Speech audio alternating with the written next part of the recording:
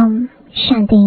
आज 28 सितंबर 2024 बाबा के महावाक्य है, मीठे बच्चे, जब तुम नंबरवार सतु प्रधान बनेंगे तब यह नेचुरल कैलेमिटीज व विनाश का फोर्स बढ़ेगा और यह पुरानी दुनिया समाप्त होगी। प्रश्न है, कौन सा पुरुषार्थ करने वालों को बाप का पूरा वर्षा प्राप्त होता है? उत्तर है, पूरा वर्षा लेना है तो पहले बाप को अपना वारिस बनाओ, अर्थात जो कुछ तुम्हारे पास है वह सब बाप पर बलिहार करो। बाप को अपना बच्चा बना लो तो पूरे वर्षे के अधिकारी बन जाएंगे।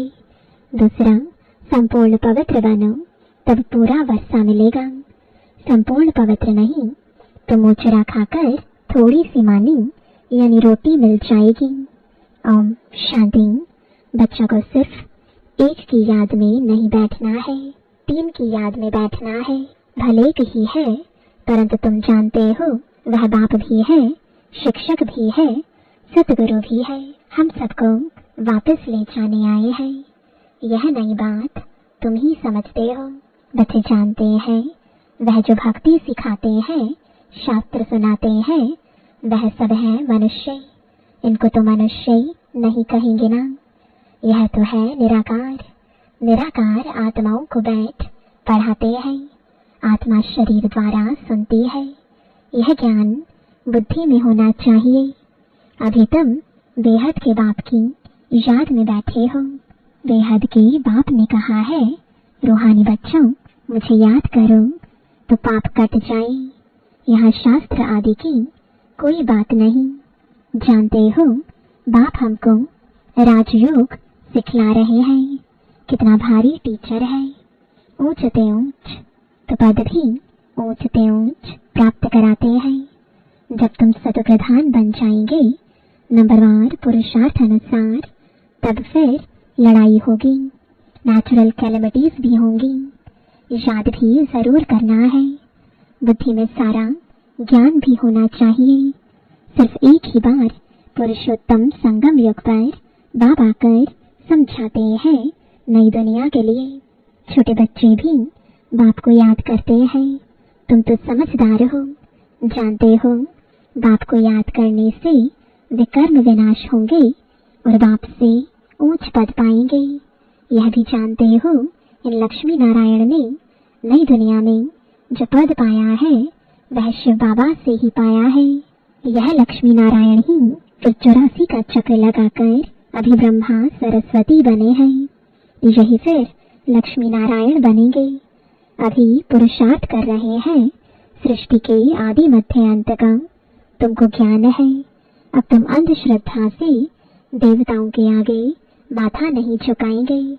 देवताओं के आगे मनुष्य जाकर अपने को पतित सिद्ध करते हैं। कहते हैं आप सर्वगुण संपन्न हो, हम पापी विकारी हैं, कोई गुण नहीं है। तुम जिनकी महिमा गाते थे अभी तुम स्वयं बन रहे हो। कहते हैं बाबा यह शास्त्र आदि कब से पढ़ना शुरू हुआ है? बाप कहते हैं जब से रावण राज्य शुरू हुआ है। यह सब है भक्ति की सामग्री। तुम जब यहाँ बैठते हो तो बुद्धि में सारा ज्ञान धारण होना चाहिए। यह संस्कार आत्मा ले जाएगी। भक्ति के संस्कार नहीं जाने हैं। भक्ति के संस्कार वाले पुरानी दुनिया में मनुष्यों के पास ही जन्म लेंगे। यह भी जरूर है तुम्हारी बुद्धि में यह ज्ञान का चक्र चलना चाहिए। साथ साथ बाबा को भी याद करना है। बाबा हमारा बाप भी है। बाप को याद किया तो विकर्म विनाश होंगे। बाबा हमारा टीचर भी है तो पढ़ाई बुद्धि में आएगी और सृष्टि चक्र का ज्ञान बुद्धि में है, जिससे तुम चक्रवर्ती राजा बनेंगे। याद की यात्रा चल रही है। ओम शांति। भक्ति और ज्ञान बाप को कहा जाता है ज्ञान का सागर। उनको भक्ति का सारा मालूम है। भक्ति कब शुरू हुई, कब पूरी होगी, मनुष्यों को यह पता नहीं। बाप ही आकर समझाते हैं। सतयुग में तुम देवी देवता विश्व के मालिक थे। वहाँ भक्ति का नाम नहीं। एक भी मंदिर नहीं था, सब देवी देवता ही थे। पीछे जब आधी दुनिया पुरानी होती है, यानी 2500 वर्ष पूरे होते हैं, अथवा त्रेता और द्वापर का संगम होता है, तब रावण आता है। संगम तो जरूर चाहिए। त्रेता और द्वापर के संगम पर रावण आते हैं, जबकि देवी देवता वाम मार्ग में गिरते हैं। यह सिवाय तुम्हारी कोई नहीं जानते। बाप भी आते हैं कलयुग अंत और सतयुग आदि के संगम पर, और रावण आता है त्रेता और द्वापर के संगम पर। अब उस संगम को कल्याणकारी नहीं कहेंगे, उनको तो अकल्याणकारी ही कहेंगे। बाप का ही नाम कल्याणकारी है। द्वापर से अकल्याणकारी युग शुरू होता है। बाप तो है चैतन्य बीज रूप, उनको सारे झाड़ की नॉलेज है।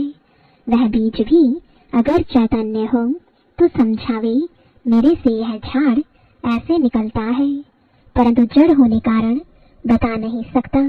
हम समझ सकते हैं कि बीज डालने से पहले झाड़ छोटा सा निकलता है, फिर बड़ा हो फल देना शुरू करता है, परंतु चैतन्य ही सब कुछ बता सकते हैं। दुनिया में तो आजकल मनुष्य क्या क्या करते रहते हैं, इन्वेंशन निकालते रहते हैं, चंद्रमा में जाने की कोशिश करते हैं। यह सब बातें अभी तुम सुन रहे हो। चंद्रमा तरफ कितना ऊंचा लाखों माइल्स तक चले जाते हैं जांच करने के लिए कि देखें चंद्रमा क्या चीज है। समुद्र में कितना दूर तक जाते हैं जांच करते हैं, परंतु अंत पा नहीं सकते। पानी ही पानी है। एरोप्लेन में ऊपर जाते हैं, उन्हों को पेट्रोल इतना डालना है जो फिर वापस भी आ सके। आकाश बेहद है ना, सागर भी बेहद है। जैसे यह बेहद का ज्ञान सागर है, वह है पानी का बेहद का सागर। आकाश तत्व भी बेहद है, धरती भी बेहद है। चलते जाओ, सागर के नीचे फिर धरती है। पहाड़ी किस पर खड़ी है? धरती पर। फिर धरती को खोदते हैं तो पहाड़ निकल आता, उसके नीचे फिर पानी भी निकल आता है। सागर भी धरनी पर है, उसका कोई अंत नहीं पा सकते हैं कि कहाँ तक पानी है, कहाँ तक धरती है। परमपिता परमात्मा जो बेहद का बाप है, उनके लिए बेअंत नहीं कहेंगे। मनुष्य भल कहते हैं ईश्वर बेअंत है, माया भी बेअंत है, परंतु तुम समझते हो ईश्वर तो बेअंत हो ही नहीं सकता। बाकी यह आकाश बेअंत है। यह 5 तत्व है, आकाश, वायु, धरती, जल, अग्नि। यह 5 तत्व तमो प्रधान बन जाते हैं। आत्मा भी तमो प्रधान बनती है, फिर बाप आकर सत प्रधान बनाते हैं। कितनी छोटी आत्मा है, 84 जन्म भोगती है। यह चक्र फिरता ही रहता है। यह अनादि नाटक है, इनका अंत नहीं होता। यह परंपरा से चला आता है। कब से शुरू हुआ यह कहीं तो फिर अंत भी हो। बाकी यह बात समझानी है, कब से नई दुनिया शुरू होती है फिर पुरानी होती है। यह 5000 वर्ष का चक्र है जो फिरता ही रहता है। अभी तुम जानते हो, बाकी उन्होंने तो धुक्का यानी कपोड़ा लगा दिया है। शास्त्रों में लिखा है कि सतयुग की आयु इतने लाखों वर्ष है, तो मनुष्य सुनते सुनते उनको ही सच समझ लेते हैं। यह पता नहीं पड़ता भगवान कब आकर अपना परिचय देंगे। न जानने के कारण कह देते हैं कलयुग की आयु 40,000 वर्ष अभी पड़ी है। जब तक तुम ना समझाओ, अभी तुम निमित्त हो समझाने के लिए कि कल्प 5000 वर्ष का है, न कि लाखों वर्ष का है। भक्ति मार्ग की कितनी सामग्री है। मनुष्यों को पैसा होता है तो फिर खर्चा करते हैं। बाप कहते हैं मैं तुमको कितने पैसे देकर जाता हूँ। बेहद का बाप तो जरूर बेहद का वर्षा देंगे। इससे सुख भी मिलता है, आयु भी बड़ी होती है। बाप बच्चों को कहते हैं, मेरे लाडले बच्चों, आयुष्मान भव। वहाँ तुम्हारी आयु 150 वर्ष रहती है, कभी काल नहीं खा सकता है। बाप वर देते हैं, तुमको आयुष्मान बनाते हैं, तुम अमर बनेंगे। वहाँ कभी अकाल मृत्यु नहीं होगी, वहाँ तुम बहुत सुखी रहते हो। इसलिए कहा जाता है सुखधाम। आयु भी बड़ी होती, धन भी बहुत मिलता है, सुखी भी बहुत रहते हो, कंगाल से सिरताज बन जाते हैं। तुम्हारी बुद्धि में है, बाप आते हैं देवी देवता धर्म की स्थापना करने। वह तो जरूर छोटा झाड़ होगा, वहाँ है ही एक धर्म, एक राज्य, एक भाषा। उसको ही कहा जाता है विश्व में शांति। सारे विश्व में हम ही पाठधारी हैं, यह दुनिया नहीं जानती। अगर जानती हो तो बताए कब से हम पाठ बजाते आए हैं। अभी तुम बच्चों को बाप समझा रहे हैं। गीत में भी है ना, बाबा से जो मिलता है सो और कोई से नहीं मिलता। सारे पृथ्वी आसमान, सारी विश्व की राजधानी दे देते हैं। यह लक्ष्मी नारायण विश्व के मालिक थे। फिर बाद में जो राजाएं आदि होते हैं वह भारत के थे। गायन भी है जो बाबा देते हैं, वह और कोई दे ना सके। बाप ही आकर प्राप्ति कराते हैं। तो यह सारा ज्ञान बुद्धि में रहना चाहिए, जो कोई को भी समझा सको। इतना समझने का है, अब समझा कौन सकते हैं जो बंधन मुक्त हो। बाबा के पास जब कोई आते हैं तो बाबा पूछते हैं कितने बच्चे हैं, तो कहते 5 बच्चे अपने हैं और छठा बच्चा शिव बाबा है। तो जरूर सबसे बड़ा बच्चा ठहराना। शिव बाबा के बन गए तो फिर शिव बाबा अपना बच्चा बनाए विश्व का मालिक बना देते हैं। बच्चे वारिस हो जाते हैं। यह लक्ष्मी नारायण शिव बाबा के पूरे वारिस है। आगे जन्म में शिव बाबा को सब कुछ दे दिया, तो वर्षा जरूर बच्चों को मिलना चाहिए। बाबा ने कहा मुझे वारिस बनाओ, फिर दूसरा कोई नहीं। कहते बाबा यह सब कुछ आपका है, आपका फिर हमारा है। आप हमको सारे विश्व की बादशाही का वर्षा देते हो, क्योंकि तुमको जो कुछ था वह दे दिया। ड्रामा में नोंद है ना, अर्जुन को विनाश भी दिखाया तो चतुर्भुज भी दिखाया। अर्जुन कोई और तो नहीं है, इनको साक्षात्कार हुआ। देखा राजाई मिलती है तो क्यों ना शिव बाबा को वारिस बनाऊं, वह फिर हमको वारिस बनाते हैं। यह सौदा तो बहुत अच्छा है। कभी कोई से कुछ पूछा नहीं, गुप्त सब कुछ दिया। इसको कहा जाता है गुप्त दान।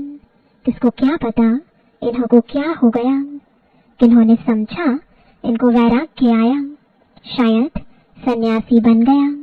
तो यह बच्चियां भी कहती हैं 5 बच्चे तो अपने हैं, बाकी एक बच्चा हम इनको बनाएंगे। इसने भी सब कुछ बाबा के आगे रख दिया, जिससे बहुतों की सर्विस हो। बाबा को देख सबको ख्याल आया, सब घर बार छोड़ भाग आए। वहां से ही हंगामा शुरू हुआ। घर बार छोड़ने की उन्होंने हिम्मत दिखाई। शास्त्रों में भी लिखा है भट्टी बनी थी, क्योंकि उन्होंने एकांत जरूर चाहिए, सिवाय बाप के और कोई याद ना रहे। मित्र संबंधियों आदि की भी याद ना रहे, क्योंकि आत्मा जो पतित बनी है उनको पावन जरूर बनाना है। बाप कहते हैं गृहस्थ व्यवहार में रहते पवित्र बनो, इस पर ही मुसीबत आती है।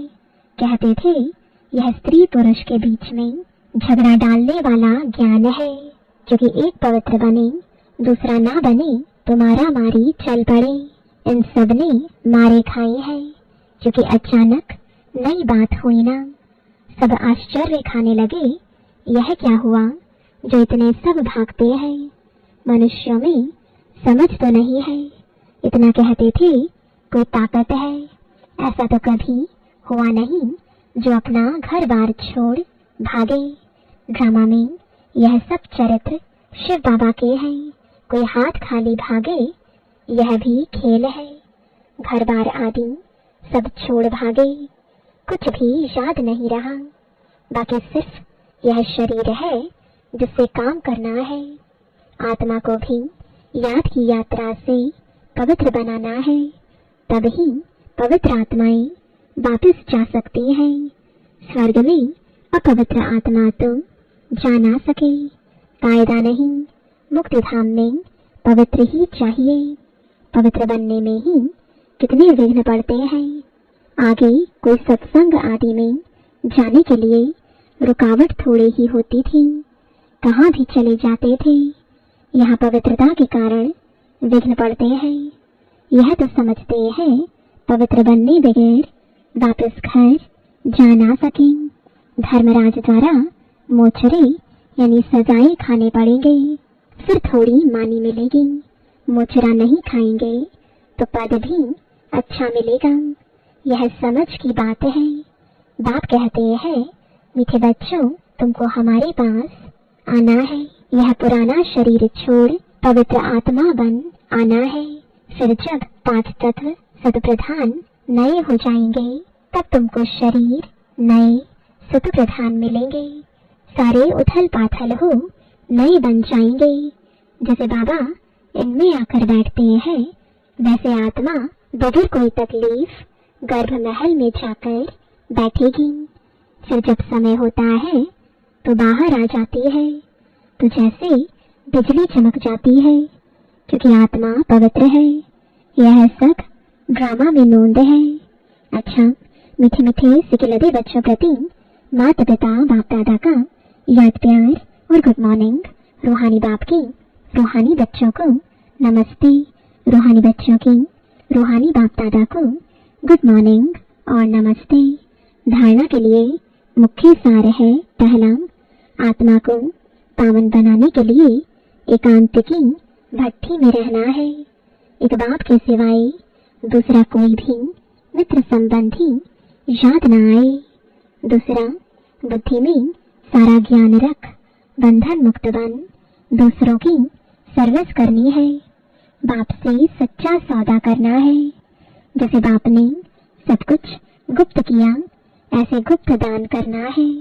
वरदान है, माया के विकराल रूप के खेल को साक्षी होकर देखने वाले माया जीत भव।